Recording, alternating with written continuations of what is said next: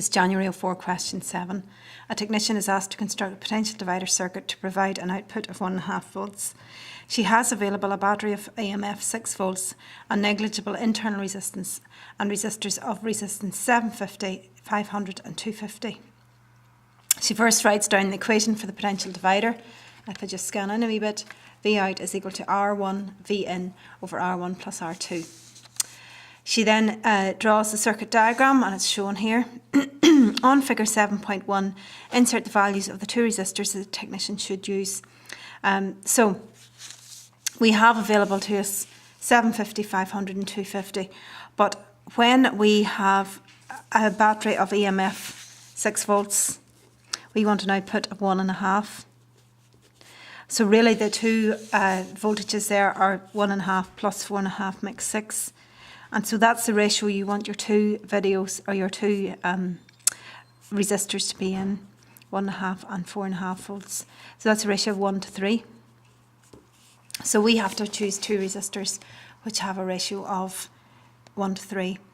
And so that ratio, that's going to be 250 and 750, because 750 is 3 times 250 and 750.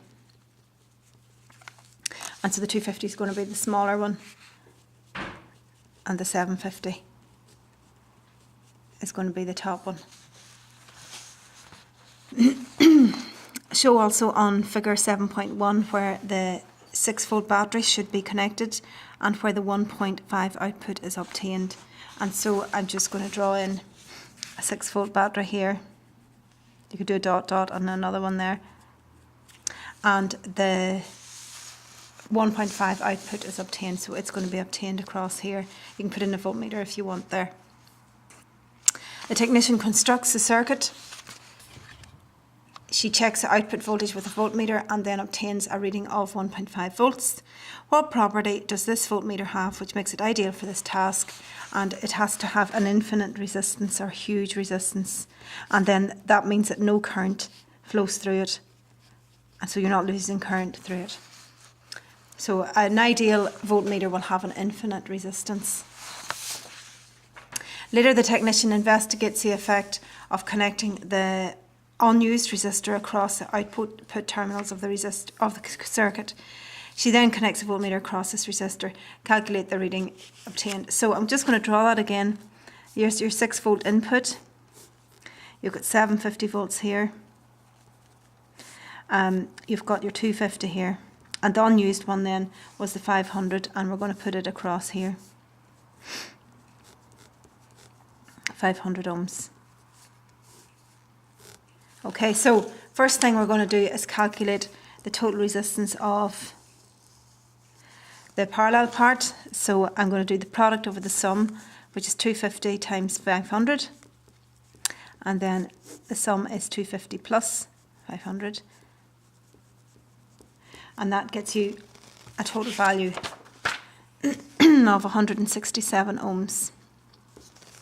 So the total resistance in the whole circuit then is equal to 750 plus 167. And that is 917 ohms.